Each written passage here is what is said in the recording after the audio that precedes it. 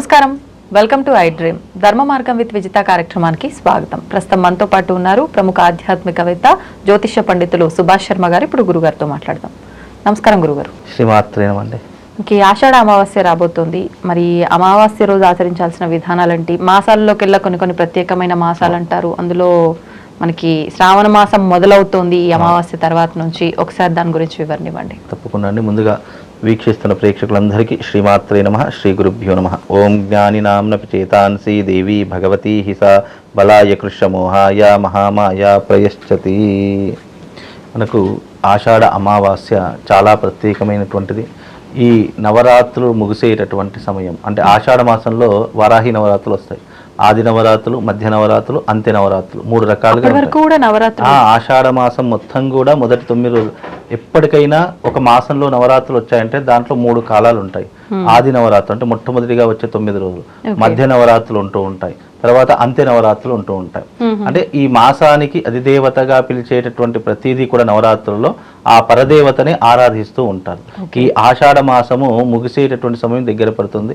ఆషాఢ మాసం ముగిసింది అంటే శ్రావణ మాసం ఆడవాళ్లకు చాలా ప్రత్యేకమైనటువంటి మాసంగాను, శివారాధనకు చాలా ప్రత్యేకమైనటువంటి మాసంగాను విరాజిల్లేటటువంటి మాసం శ్రావణ మాసం. ఆషాఢ అమావాస్య, ఈ అమావాస్యకు చాలా మంది గ్రహణము అనేటటువంటి భ్రమలో ఉన్నారు. మనకు ఎలాంటి గ్రహణాలు కూడా లేవు. యథావిధిగా మనము అన్ని రకాలైనటువంటి పూజాది క్రతువులు చేసుకోవచ్చు. ఆషాఢ అమావాస్య రోజున ముఖ్యంగా ఆచరించవలసినటువంటివి నదీ స్నానము, కూప స్నానము, గంగా స్నాన విధిని తప్పకుండా ఆచరణ చేసుకోవాలి. ఆ తర్వాత ఈ ఆషాఢ మాసము పితృదేవతలకు చాలా ప్రీతికరమైనటువంటి మాసం. పితృతర్పణాలు ఆచరించడము, పితృదేవతలకు తిలతర్పణాలు చేయడము, పితృదేవతల పేరు మీద దాన ధర్మాలు ఆచరించడం, ఇవన్నీ కూడా వంశ అభివృద్ధికి కారణమవుతూ ఉంటాయి. కాబట్టి ఈ ఆషాఢ అమావాస్య చాలా ప్రత్యేకమైనటువంటి అమావాస్యగాను, అందులోనూ ఈ అమావాస్య రోజున చాలా మట్టుకు శివారాధన చేసుకోవడము, అందులోనూ అమ్మవారి యొక్క ఆరాధన చేసుకోవడము. అంటే ఈ నెల రోజుల పాటులో ఏ రోజైనా వారాహి అమ్మవారిని కొలవనటువంటి వారు ఆ ఒక్క రోజున ఆ అమ్మవారి యొక్క క్షేత్రానికి వెళ్ళడం, అమ్మవారిని దర్శించడము, అమ్మవారి పేరు మీద ఉపవాసం ఉండడము, ఇలాంటివి చేయడం ద్వారా కూడా ఈ ఆషాఢ మాసము 9 రోజులు నవరాత్రులు చేసినటువంటి పుణ్య ఫలితం అంతా కూడా ఈ ఒక్క రోజులో లభిస్తుంది అనేటటువంటిది శాస్త్రవచనం. అందులో ఈ అమావాస్య చాలా మట్టుకు చాలా ప్రత్యేకమైనటువంటిది. ఎందుకు అని అంటే కనుక ఆషాఢ అమావాస్య అనేటటువంటిది అరిష్టాలను దూరం చేసేటటువంటిది అని అర్థం. కాబట్టి మనిషి జీవితంలో అరిష్టములు అంటే ఏంటి అంటే, ఏదైతే డబ్బు లేకపోవడము, అలాగే మనశ్శాంతి లేకపోవడము, పేదరికం అనుభవించడము, విద్య సరిగ్గా రాకపోవడము, చదువుకున్నటువంటి వారికి అర్హతకు తగినటువంటి ఉద్యోగం రాకపోవడం, ఇలా అష్ట కష్టాలు పడుతున్నాడు అనేటటువంటి ఒక మాట మాట్లాడుతూ ఉంటాం. అలాంటి కష్టాలన్నింటినీ దూరం చేసుకునేటటువంటిది ఈ అమావాస్య. ఈ అమావాస్య రోజున ముఖ్యంగా మీరు ఆంజనేయ స్వామి ఆలయానికి వెళ్ళి అక్కడ ప్రత్యేకంగా స్వామివారికి ఈ అమావాస్య రోజున తమలపాకు పూజ కానీ, వడమాల పూజ కానీ చేసేటటువంటి ప్రయత్నం చేయండి. తద్వారా కలియుగంలో ఉన్నటువంటి కష్టాలన్నింటినీ కూడా దూరం చేసేటటువంటి వాడు ఆంజనేయ స్వామి. అందుకే ఆంజనేయ స్వామికి మరొక పేరు ఏంటంటే కలియుగ బ్రహ్మ అనేటటువంటి పేరుంది. కాబట్టి కలియుగంలో తొందరగా ప్రసన్నమయ్యేటటువంటి వాడు ఆంజనేయ స్వామి.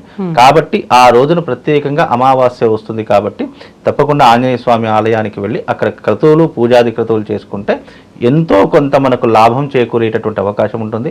అమావాస్యను పూర్తిగా వినియోగించుకున్నటువంటి గొప్పనైనటువంటి విధానం కలుగుతుంది. మరి ముఖ్యంగా అమావాస్య అంటే ప్రతి అమావాస్య రోజున ప్రత్యేకంగా ఆచరించవలసినటువంటిది ఏంటంటే పితృదేవతల పూజలు. అంటే ఇది ఏ కులస్థుడైనా, ఏ మతస్థుడైనా, ఎవరైనా సరే పుట్టుక చావు ప్రతి ఒక్కరికి ఒకేలా ఉంటాయండి. దాంట్లో ఏ మార్పు ఉండదు. ఉన్నవాడైనా లేనివాడైనా ఎవరైనా సరే పుట్టుక చావు రెండూ కూడా మన యొక్క సనాతన ధర్మంలో కావచ్చు, హిందూ ధర్మంలో కావచ్చు, ఏ ధర్మంలో అయినా ఒకటే రకంగా ఉంటాయి.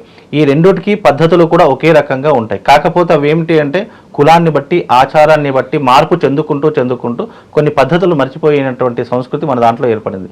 కాబట్టి ఈ యొక్క అమావాస్య రోజున పితృదేవతలు అంటే మీకెవరికైతే తండ్రి లేడో, లేదా మీ తాతగారు లేరో, లేదు అంటే మీ తల్లిగారు లేరో, వాళ్ళ పేరు మీద తప్పకుండా ఆ రోజున ఒకే పూట భోజనం చేసి వాళ్ళ పేరు మీదుగా తర్పణం చేయండి. చేతిలో కాస్త నువ్వులు తీసుకొని వాళ్ళ పేరు చెప్పుకుంటూ తర్పణాలు చేసి మనము భోజనం చేస్తాం కదా, ఆ భోజనం చేసేటటువంటి సమయంలో ఒక ముద్ద తీసుకొని ఒక డొప్పలో పెట్టేసి ఆ మన కాంపౌండ్ వాల్ ఉంటుంది కదా, ఆ కాంపౌండ్ వాల్ మీద పెట్టేస్తే కాకి వచ్చి తింటుంది అని శాస్త్రం. ఆ కాకి గనక వచ్చి తింటే పితృదేవతలు తిన్నటువంటి ప్రసాదంగా భావన చేసుకుంటుంటాం. ఇలాంటివి ఆచరించడం వల్ల విశేషమైనటువంటి పుణ్య ఫలితం కలుగుతుంది. అలాగే వంశం అభివృద్ధి కలగడానికి ఇప్పుడు చాలా మట్టుకు మగ సంతానం లేదండి, అందరూ ఆడ సంతానమే అనడానికి కారణం ఏంటంటే పితృదేవతలకు సరిగ్గా కర్మలు చేయకపోవడం వల్ల ఆ వంశంలో ప్రతి ఒక్కరు ఆడ సంతానమే జన్మిస్తుంది, మగ సంతానం అనేటటువంటి జన్మించదు. కాబట్టి నీ యొక్క వంశం అభివృద్ధి కావాలి, మగ సంతానం కావాలంటే ఇలాంటి పితృకర్మలు తప్పకుండా ఆచరించాలి. అలా గనక మర్చిపోతే తప్పకుండా నీ వంశంలో ప్రతి ఒక్క తరానికి ఆడపిల్లలే జన్మిస్తారు. ఇది చాలా మట్టుకు నేను చూసినటువంటి సంఘటనలో జాతకాల్లో ప్రతి ఒక్క వంశంలో ఆడపిల్లలే జన్మించారు. బికాజ్ దానికి కారణం ఏంటి అంటే పితృకర్మలు సరిగ్గా చేయకపోవడం. కనీసం ఈ ఆషాఢ అమావాస్య రోజునైనా పితృకర్మలు చేస్తే శుభం లాభం కలుగుతుందండి. ధన్యవాదాలండి. Srimata. And for more videos, Please subscribe to iDream. Please subscribe to iDream. Please subscribe iDream. And please subscribe to iDream. For more videos, subscribe to iDream. please like, share and subscribe to the channel. Congratulations, iDream. Subscribe to iDream. Subscribe to iDream. So subscribe to iDream Media. iDream ki iDream team andarki huge congratulations. Please subscribe iDream Media. Please subscribe to iDream. Subscribe iDream. Please subscribe to iDream. iDream అంటే నా కళల channel subscribe చేసుకున్న నోరు తిరుగుతలేదు, మీరైతే గంట గుర్తుకొచ్చు. For more such videos, please subscribe to iDream. Subscribe to iDream. Please subscribe to iDream. Please subscribe iDream Media. Please do subscribe to iDream. Please subscribe to iDream Media. For best entertainment and information, please subscribe iDream. And don't forget to subscribe to iDream.